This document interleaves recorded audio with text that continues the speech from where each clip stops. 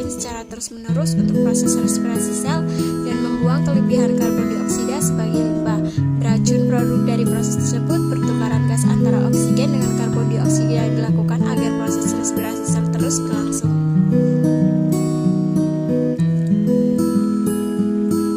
Alat-alat dalam sistem pernapasan itu ada nasal mic, oral cavity, dan lain sebagainya.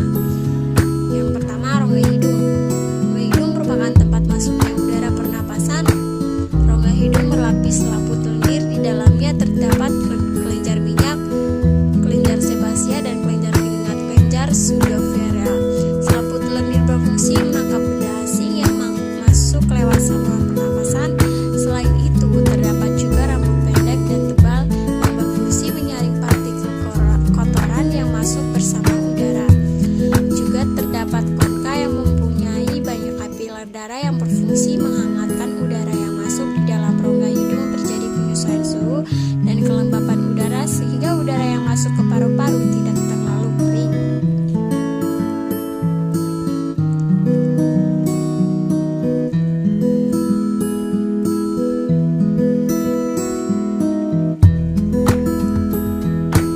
Dan di samping rongga hidung itu ada gambar-gambarnya, yaitu ada frontal sinus, dan ada nasal bone, cartilage, nasal cavity, lignosi, teeth, tongue, olfactory bus.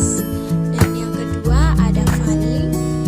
Faring merupakan persimpangan antara saluran makanan atau esophagus dan saluran respirasi trakea. 3 bagian faring. Yang pertama, nasofaring, daerah faring yang membuka ke arah rongga hidung. Orofaring membuka ke arah rongga mulut. Laryngofaring membuka ke arah laring. Pada bagian belakang faring posterior terdapat laring tekak, tempat terletaknya pita suara atau pita vokalis. Masuknya udara melalui faring akan menyebabkan pita suara.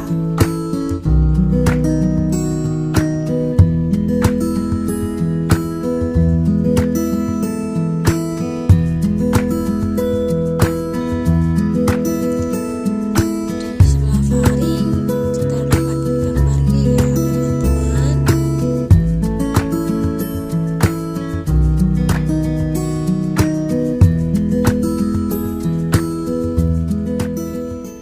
Kurang lebihnya seperti itu.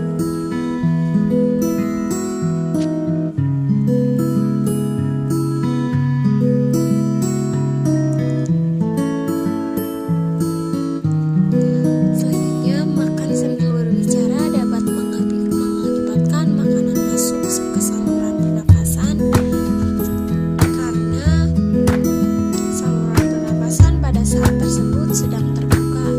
Walaupun demikian, saraf kita akan mengatur agar peristiwa menelan, bernafas, dan berbicara tidak terjadi bersamaan sehingga mengakibatkan gangguan kesehatan.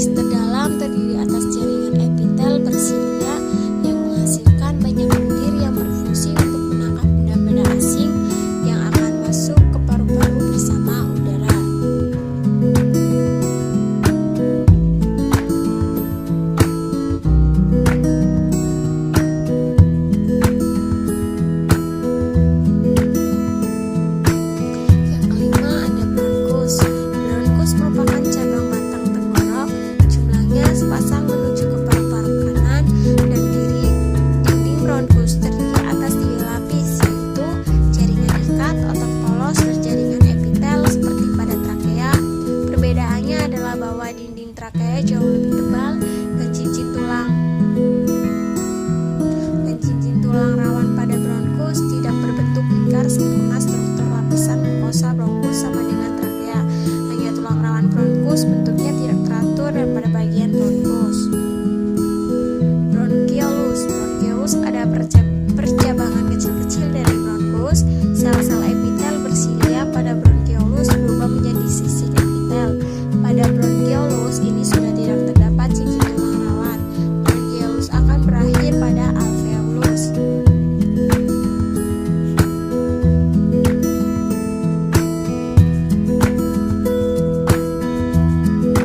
Yang ketujuh ada paru-paru dan alveolus. Paru-paru manusia berjumlah sepasang kanan dan kiri. Paru-paru ada dua bagian, yaitu paru-paru kanan pulmodexter yang terdiri atas 3 lobus dan paru-paru kiri pulmosemester yang terdiri atas 2 lobus. Paru-paru dibungkus oleh 2 selaput yang tipis disebut pleura. Selaput bagian dalam yang langsung menyelimuti paru-paru disebut pleura dalam pleura visceralis dan selaput